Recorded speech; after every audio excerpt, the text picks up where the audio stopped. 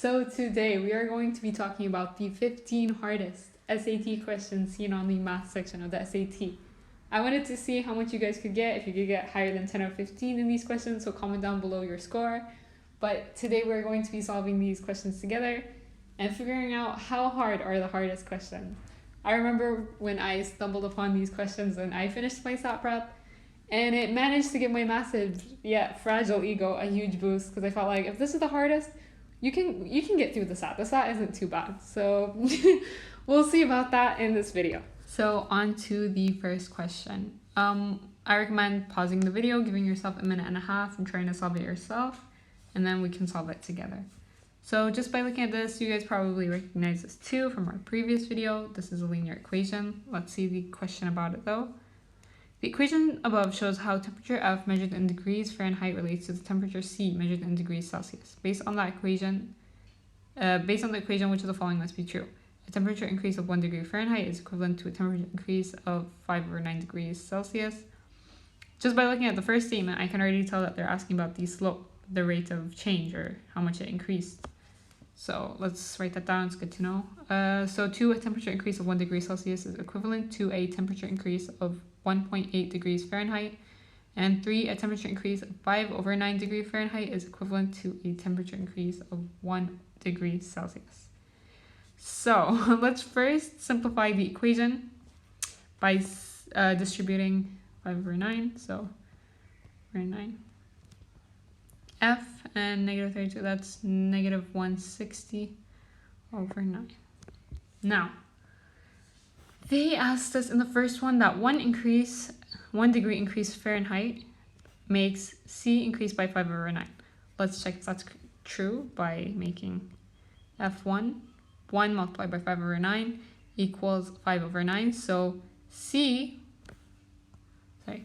C will increase by 5/9 each time this increases by 1, right? So making 1 degree increase in F make C increase by 5/9, which is exactly what they said. So this is correct, right?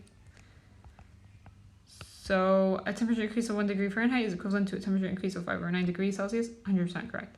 So based on A, B, C, D, we can see that A and D are the only ones that include 1, so we can cancel out 2 and 3, meaning we won't even have to check 3. 3 is already wrong.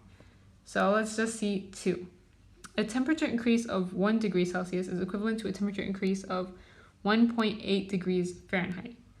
So we could keep it in the way we had, but it's best to manipulate it to make the slope of C appear, and that way we can, analyze how much C affects F. So let's take the original equation, 5/9F minus 32, and get it to have C get the slope. So I'm going to divide by 5/9.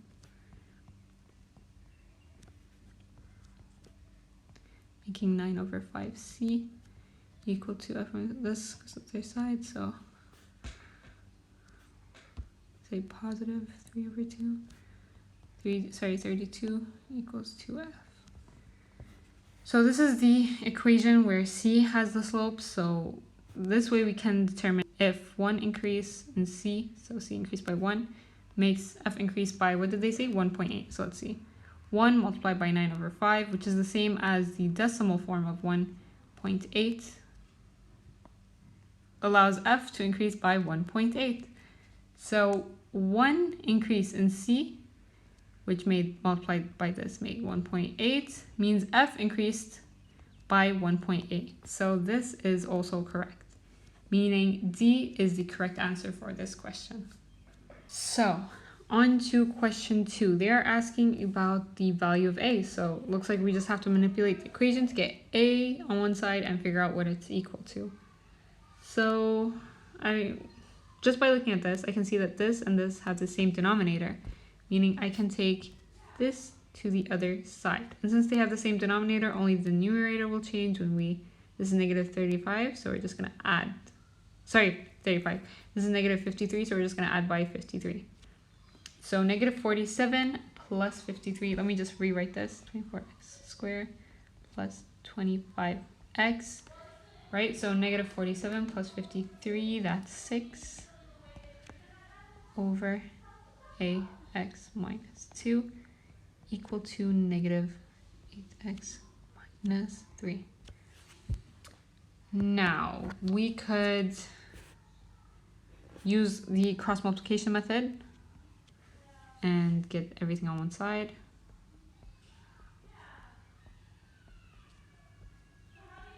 So this will be multiplied by this. Oh, we'll just, let me write that actually up here.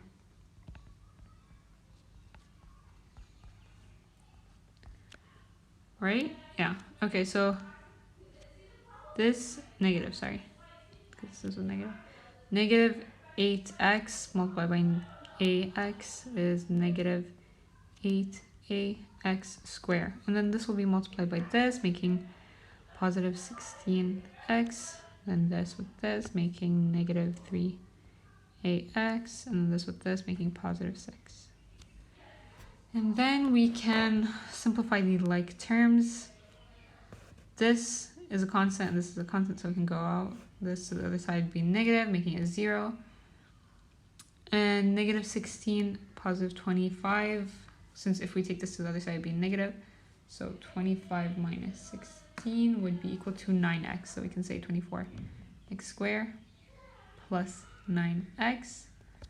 All we have left are these terms with a. So negative 8ax squared minus 3ax.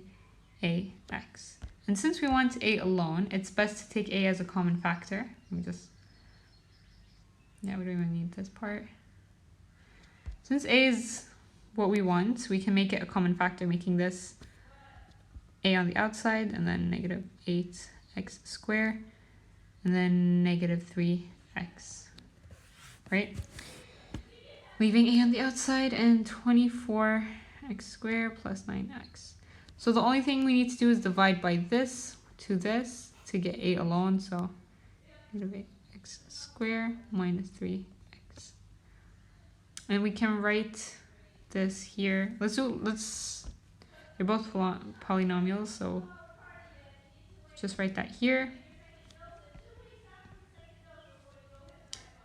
Negative 8x squared minus 3x. And we can take negative 3 to make this 24x squared, and negative 3 multiplied by negative 3x would be positive 9x. So this will simplify to 0, making negative 3 the answer.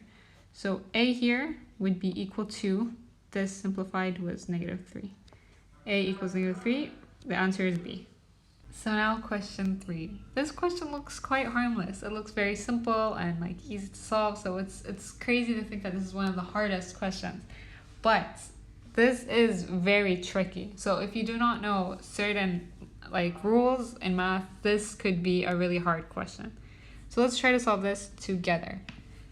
So they gave us 8x over 2y, and they want us to find the value, and they helped us by giving us the statement. Now these two are different variables, so we can't try to simplify it unless we make them the same. So I can see that y is almost already simplified, so I want to get a value for y. So I'm going to say 3x, take this here, making that negative 12 equal to y. So now we have a value for y, and we'll just substitute that here. Now we will have like terms, so 8x over 2, y we said was 3x minus 12. Now we can try to work with this. Okay, so there is a rule though. This is super important to know, especially for tricky questions like this, that if we had the same number in a fraction that had exponents, so let's say this to the power 4, this to the power 2. If we had the same number like this divided over itself but two different powers, we could simplify it by writing that number and then subtracting their powers. So this would be equal to a to the power 2. So we don't really have like terms here. We don't have the same number here. But 8 is the same as saying 2 to the power 3. So we could rewrite this as 2 to the power 3, and since there's x, they're multiplied to 3x over 3x minus 12. And now it's just simple. We kind of have to minus this with this, so we're going to say 2 to the power 3x minus 3x minus 12. Just going to make some room. Okay, so this will be distributed the minus. So 2, 3x minus 3x plus 12. These two will go, making 2 to the power 12 our answer, which is A. So A is the answer for question 3. Okay, so question 4 here seems honestly really easy, not even just for this list, but it seems super easy in general. So I don't know, try to solve it yourself, see if you can do it, and we'll solve them together now. So they said point A and B lie on a circle with radius 1. An arc AB has a length of pi over 3. What fraction of the circumference of the circle is the length of arc AB? So I always draw because I recommend also this too. It just makes everything easier to understand. I'll pretend this was a better circle, not an eggish shape, yeah.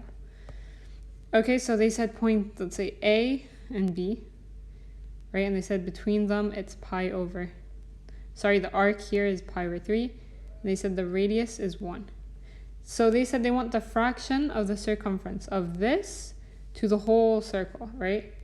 So that means we have to find the circumference of the whole circle, which is 2 pi r. And since r here is 1, it's just 2 pi. And the fraction means this over this, so we're just going to write pi over 3 over 2 pi. And this is like the same as saying 2 pi over 1, meaning we can simplify this division by making pi over 3 multiplied by the reciprocal of this. This is just a math rule, it's good to know. This way we get pi gone with pi, making 1 over 3 times 2 is 6. The fraction is 1 over 6. So the arc AB is 1/6 of the circumference. Okay, so question 5. Let's see what the question asks for. If the expression above is rewritten in the form a plus bi, where a and b are real numbers, what is the value of a? So basically, they just want us to get this into this form. So basically, try to get rid of the denominator and get everything on top. And then they want us to find the value of a. Seems pretty simple as long as you know the basic idea. So this is the... So the only thing that you really need to know for this is to get rid of i's, or like stuff with complex numbers, in the bottom of a denominator. All you have to do, or like anywhere, is to multiply by the opposite of the sign that has the number with I, or with I, whatever it has, right? So as long as this is, say, negative, this becomes positive, and vice versa. This way we can cancel out the I, and now we're going to see that happen when we simplify. So, and whatever we multiply down has to be multiplied above as well. So now we're just going to simplify. So 8 times 3, that's 24. Should have space. Okay, 24. 8 times that's 16. 24. 8 times 2, that's 16i. Then negative 3i. And then negative 2i squared. All over 9, 6i, negative 6i, negative 4i squared. Now, this technique where we have the same thing multiplied by the same thing, but basically change the sign for I, allows us to cancel out I, right? But you're going to be like, okay, we still have the I squared, and we still have this in the numerator. Again, they don't care about the numerator, so it's fine if it's in I form. But for this thing, we need to understand that I is basically the square root of negative 1. And if you wrote this in the calculator, it will appear as an error because we can't work with the square root of a negative number. But if we have I squared, it's like saying square root of negative 1 to the power 2, which will cancel out the square root, leaving just negative 1. So basically, instead of saying I squared, we can say negative 1, making this right here, negative 1 multiplied by negative 4, which will be positive 4. So let's just rewrite this real quick. So let's start with the top, so 24, right? Plus 16, negative 3, plus 13i. Negative 2 with negative 1, multiply them, so that's just positive 2. All over 9, and then we said this is positive 4. And then this is going to be 26 plus 13i over 9 plus 4, that's 13, so that's 20. Just simplify, make space for that. So that's 26 over 13 plus 13 I over 13, which can be further simplified to 2i. And this is the form, correct. And they wanted A, so here is A. This is the answer for the question 2. Okay, so for the 6th question, in triangle ABC, the measure of angle B is 90 degrees, so that we can tell it's a right triangle. BC is 16, AC is 20, triangle DF is similar to triangle ABC. Okay, let's first draw ABC so we can really understand. Without drawing, honestly, it's very confusing. So A, B, C. And they said triangle DEF is similar to ABC, where vertices DEF correspond to vertices ABC. So just draw similar triangle. Okay, so they said DEF, right? And they said BC is 60 and AC is 20. And we can use Squadron Theorem to get the third one, but let's just see what that means. So what they need, so each side of triangle DEF is 1/3 of the length of corresponding side of triangle ABC. What is the value of sine F? So they want sine F, so we know this is 90, by the way. Let's first get the length. So they said this is 1/3 of 20, so that's basically saying 20 over 3. And they said same thing to 16, it's 16 over 3. Now to find the third side, we would have to use Pythagorean theorem. So this is, c squared equals a squared plus b squared. And c right here is going to be 20 over 3 squared equal to a squared, let's say that unknown side, and b squared. And I'm just going to get my calculator and quickly get the numbers. So 20 over 3 squared is equal to 400 over 9 x squared, right? And 16 over 3 squared is 256 over 9. Now let's simplify to get the, let's get some room. And we're going to take this to the other side.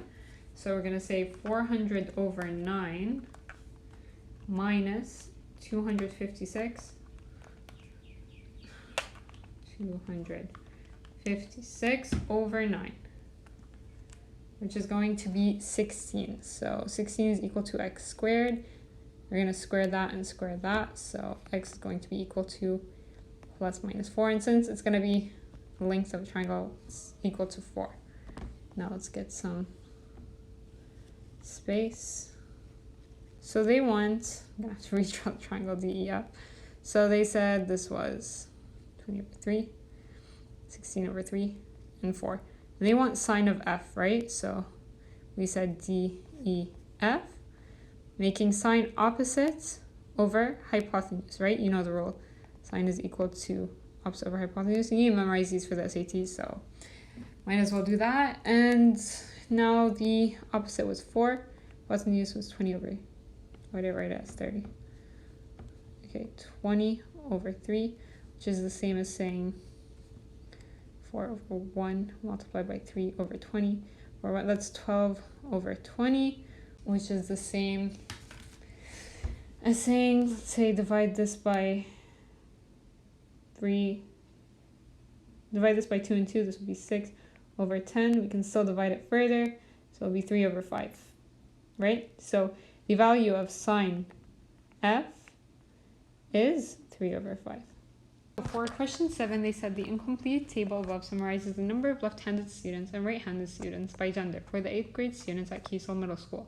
There are 5 times as many right-handed female students as there are left-handed female students.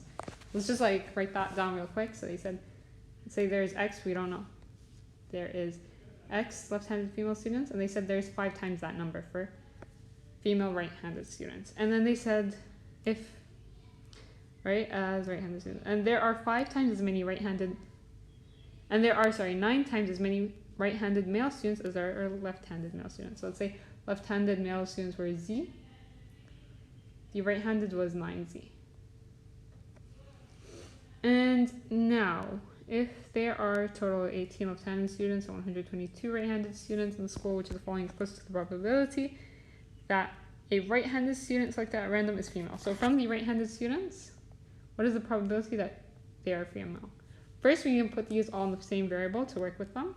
So I can just take this equation here and say x plus z is equal to 18, and find the value for one of the variables. So let's say z. Z is equal to 18 minus x. And I can just write that here for every time we got z. 18 minus x.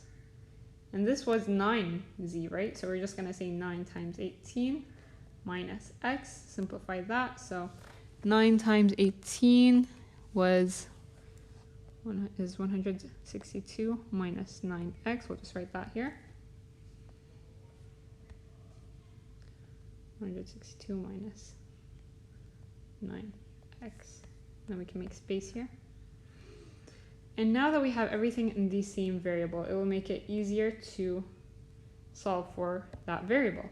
So we can take the right-handed students and make it equal to the total to find the value of x. So 5x plus 162 minus 9x is equal to 122. We'll take 122. We'll take this number here and then simplify 5 and 9, that's negative 4x, equal to 122 divided by 162, which is equal to, sorry, divide, I meant 122 minus 162, which will be negative 40, which we can then simplify by dividing by 4. Divided by 4. Boom, boom, x is going to be equal to 10. So the value of x is 10. Now this will help us simplify everything. We can basically like fill up the whole table, but we don't really want to do that. All we need is to find the probability of female right-handed student from the total right-handed students.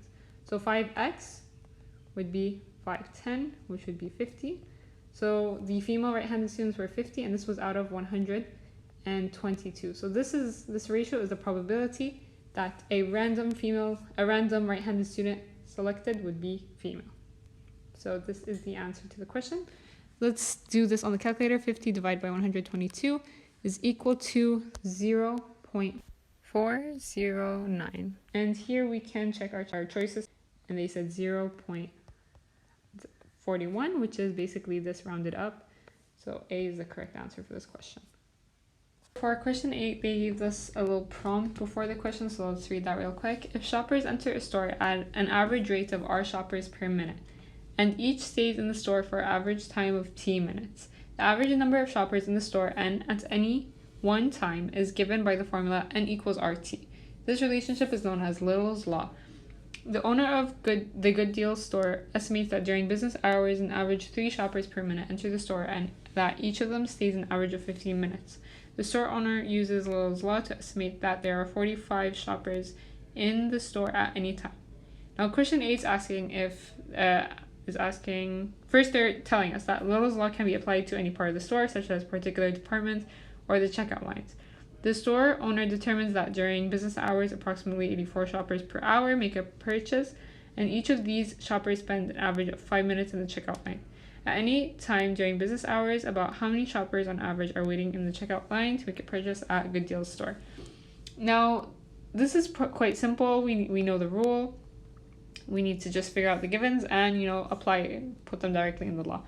So we don't know what N is. They asked us that what are, on average, how many shoppers are waiting in the checkout line at any given time. So we don't know N. T is 5 minutes. Because they said T is the minutes, and they told us there's an average of 5 minutes. So T is equal to 5. Now R, some people might say, okay, R is 84 shoppers per hour, but R is the shoppers per minute. So we just have to convert that from 84.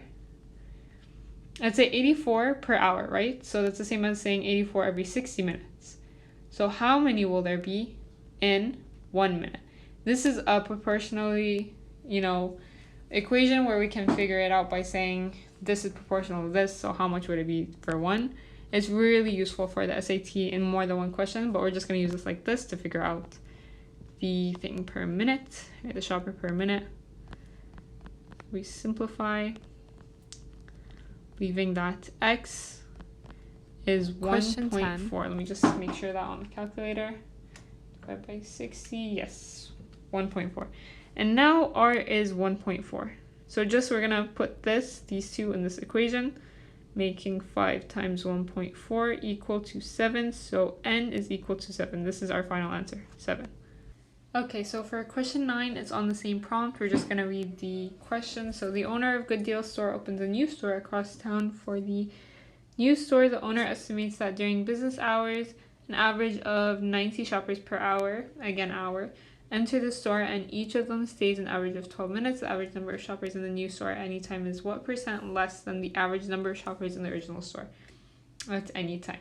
So to begin solving this, there's something really important. I always forget to focus on what the question is asking. So when I read this, I automatically thought of the thing that we found last time, which was 7 at any given time, but that was for the checkout line. They said for the old store, for the original store, right? And they told us here that the original store had 3 shoppers per minute, meaning 45 at the store at any given time. So make sure that you're using the correct givens. Understanding the question correctly is half of answering it. So now that we got that out of the way, we know that the original is 45 shoppers at any given moment. And now we want to know the new store, how much. So we're just going to find the n again. So we have t is 12, but r here is also per hour. So we need to make that into minutes so it can fit the formula where r shoppers per minute. So 90 we can say instead of hour, 60 minutes. So how many in 1 minute? Boom, boom, 90 equals 60x divided by 60. X is equal to, let me just do this on the calculator, it's 1.5, I believe.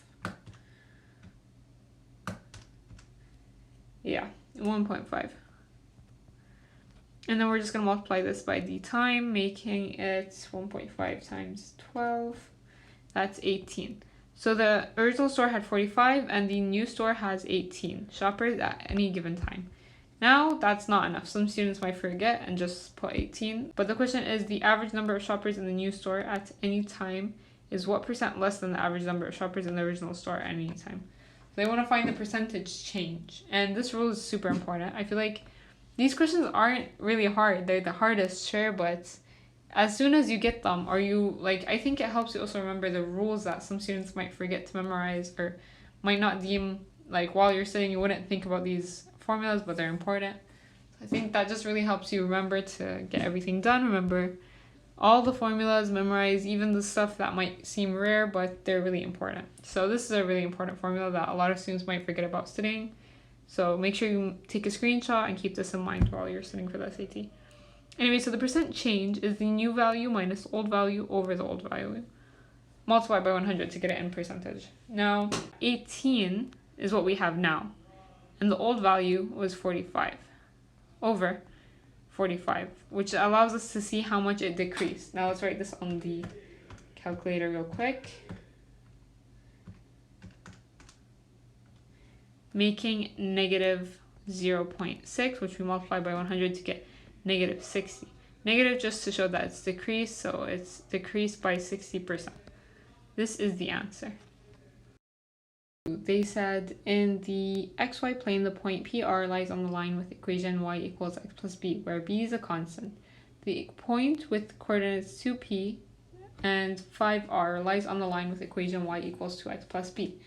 If p does not equal 0, what is the value of r over b? So my first thought process here is that what is the relation between this and this equation? They both have b, meaning we should find a way to get a value for b and then substitute it here to figure out what p and r is to finally get it in this form and find the value of it. So right now I'm just going to try to get b alone, and I'm going to take it from this equation y because they told us p is basically where we can replace the x and r is the answer of y. For this equation, this is a good point on the line, so we can just substitute that directly into the equation and find the value of b in terms of r and p. So just follow along with me, you'll probably understand what's happening. So y, we said this is a point for y, and this is a point for y when p is x, so instead of putting x, we're going to put p plus b. And then we'll just manipulate it to get r minus p is equal to b. Now we have a value for b, which we can substitute into this equation. So we can say y is equal to 2x plus r minus p. And we can do the same thing here where we put the values of this point into this equation to get the values of r and p. So instead of saying y, I'm going to say 5r is equal to 2x. X here is 2p to get this value of y. So 2p plus r minus p. Now we're going to simplify. So 5r is equal to 4p plus r minus p. So let's take this to the other side, and 5r minus r is going to be equal to 4r, equal to 4p minus p, equal to 3p. Now we can make some space to simplify. Now that we have it like this, we can kind of figure out an easy way to get it in this form where it's r over p, sorry. Where if we divide by p here, it will get rid of it from this side, so it's going to be 4 r over p equal to 3. Now we almost have it, we just have to get rid of 4, so we can like multiply by 1 over 4. Here multiply 1 over 4, or divide by like same end result where we get this from the side, and then it's going to leave r over p. This is going to be equal to 3 over 4, leaving r over p to equal 3 over 4, meaning b is the correct answer for this question.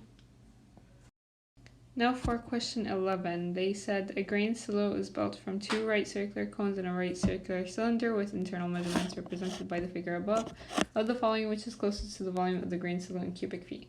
So basically they like directly told us that there's 2 cones, right, and 1 cylinder, and on the SAT they give us the formulas for these geometric shapes, the volumes and everything, so I just put the 2 that we're going to use here.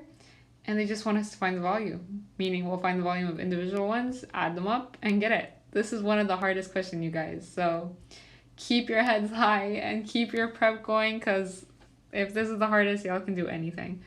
So let's just calculate the the cone first. So 1 over 3 pi. They told us the r here is 5 squared. I'm following just the rule here, right? And the height is also here 5. I'm gonna write this on the calculator.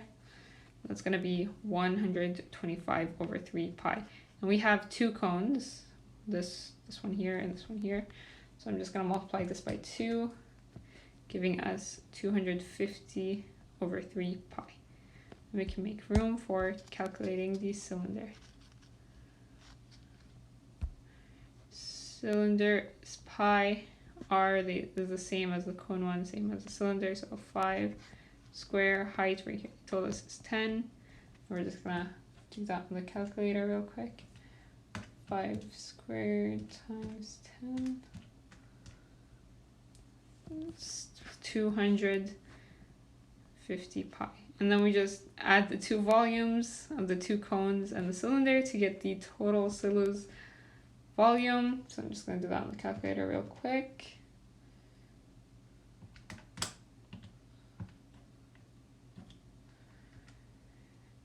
Giving us a total that's 1047.19. And I can see that this is the closest thing. They rounded this up to make it 1047.2. So D is the correct answer for this question. Okay, so I love question 12 over here. They said if X is the average arithmetic mean of M and 9, Y is the average of 2M and 15, and Z is the average of 3M and 18. What is the average of X, Y, and Z in terms of M? So let's just write down what they told us real quick to get it on the side and understood. So X is the mean of M and, so plus 9. And the mean means the average, or like this is the average or the arithmetic mean, same thing. So when we have 2 things, we're just going to divide by 2. When we had like 3 things we added, we're going to divide by 3. So that's kind of how it goes. That's how you calculate average. You can search it up and memorize the formula if you need, but kind of basic idea of adding all the things and then dividing by the number of things you added. So X, this is the mean. They said Y, it is 2M and 15 since they're 2, divide by 2, and Z is 3M and 18, divide by 2. Now they want us to find the average or the mean of x, y, and z, meaning we're going to add 9 over 2 plus 3m plus 18 over 2 plus 2m plus 15 over 2. On the SAT, you can kind of skip this step. It's kind of wasting time because obviously they're all over 2. Yeah, so obviously they're all over 2, meaning it doesn't matter. Like, you could just add the top and then just put it all over 2 because the denominator is the same. But I just wrote this for clarification for you guys to see it easily. Now we're just going to add the like terms. So 3m, m, and 2m being added will equal to, that's 5, 6m. And then the numbers is going to be 9 plus 18 plus 15. That's 42 all over 2, meaning 6 divided by 2, that's 3m. 42 divided by 2, that is 21. So the average of all these x, y, and z together is equal to, not this answer. This isn't yet, because why? They said the average. We just found the addition of these three things. We said the average is all these over 3. So this all over 3. So this all over 3. Meaning we're going to further simplify this, and this making m by itself, and 27 and 3 making 7. So the average is m plus 7. Students may get tricked and think that D is the final answer, but just remember what you're doing. Remember what the question is asking for. Maybe write a note on top of the question if you feel like you're going to forget, and find the answer, and here it was B. Hey, I'm going to self-promote real quick, so stay with me. Are you a high school student trying to study for the SAT, but all online SAT programs end up being for money, and you a legit broke high school student? Don't worry, this channel will explain every single lesson while telling you the exact type of questions the SAT will ask about on every lesson without wasting time on stuff that won't be included. This can't be found anywhere else on YouTube other than this channel, so subscribe. Maybe get Salhan to notice me. Yeah, so like and subscribe, and back to the video. So question 13 here says that the function f of x equals x cubed minus x squared minus x minus 11 over 4 is graphed in the xy plane above. If k is a constant such that the equation f of x equals k has three real solutions, which of the following could be the value of k? So they basically told us that this is the function right here, and it's here on the graph. And if we had y equal to a number, or f of x equal to a number, it would give us 3 solutions. What is that number? 3 solutions, meaning it hits the function at 3 points, the same line. So if I drew a line like that, it hits here, so it has 1 solution. So just by looking at the graph, we can kind of figure out, like, this is 1, here it would hit 1, here it would hit 3, right? Here it would be 1. Let me draw this correctly. Okay, 1, 2, 3. So at -3, right? And then like anywhere else, it wouldn't exactly hit, except at -3. And they said a value of k, right here, it's perfect value, -3. You can just say k is equal to -3. So now on to question 14. The dynamic pressure Q generated by a fluid moving with velocity v can be found using the formula above, where n is the constant density of the fluid.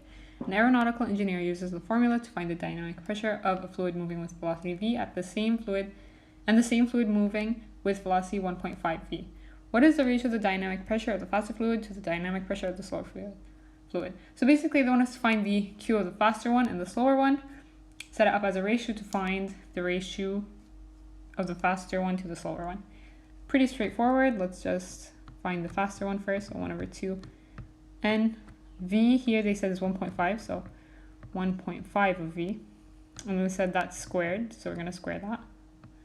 All over the slower one to find the ratio, so 1 over 2 and v squared. This goes with this, leaving us with 1.5 v squared over v squared. 1.5 v squared, if you write this on the calculator, will give you 2.25 v squared over v squared, leaving us to cancel this out, telling us that the ratio is 2.25. Or you could say 9 over 4. Both answers would be accepted. And now we are finally at question 15 from the 15 hardest questions on the SAT. And the question says, for a polynomial p of x, the value of p of 3 is -2. Which of the following must be true about p of x? And they give us 4 options. 3 of them are talking about factors of the function, and the last one's talking about the remainder and when do we get it. So just by looking at the question, I can see that they're dealing with the remainder theorem because they told us when do we get a remainder of the function. And I can pretty much figure out that they're not going to be talking about the first 3 options. We have to focus on D first. But I'm just going to further explain my thought process of why I assumed A, B, C are not the correct answer. And that is because they're talking about factors. Factors is when we have, say, x minus 5, right? This is the first example. X minus 5 is a factor of p of x. Meaning if we put 5 in the equation, we will get 0. Like if 5 was placed in the x's place, that means we'll get 0 in that function. And since they never told us what value will give us 0, we can't really determine the factor. But they did give us the remainder. So let's just check remainder and then we'll look into the other options if that didn't turn out to be correct.